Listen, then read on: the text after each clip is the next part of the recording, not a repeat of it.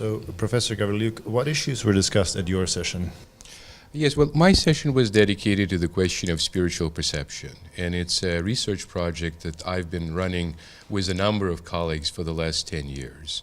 And so the papers that were presented were on Pseudo Macarius and Maximus the Confessor, and remarkable convergence was found between those two authors. And the convergence had to do with the fact that for both of these authors, spiritual perception involves the integration of the whole self, and the integration and the taking up of the physical senses into the contemplation of God. Yes.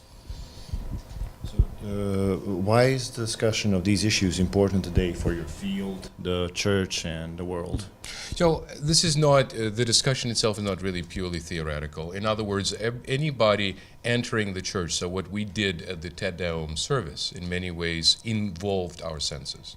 The first and foremost physical senses, but also when it comes to the perception of divine reality, the sensorium is elevated, if you will, to the level of participating in God. And so for us, it's a project that describes what an ordinary, everyday believer is actually experiencing in the church, or a touch of which, if you will, a person, just an ordinary believer gets. And so for us, it is a question of theological anthropology, it's a question of spirituality, it's a connection also between what we do as theologians and also what we do as believers.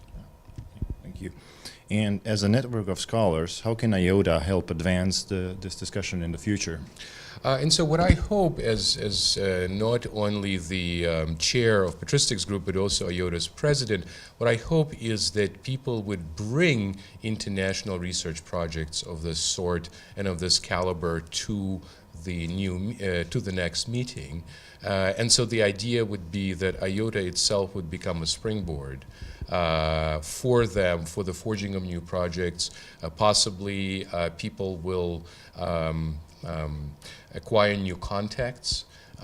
In other words, people would encounter scholars whose work they have not been familiar before, and draw them, if you will, into the already existing network. So my own project has existed as a kind of a Boston project since 2007.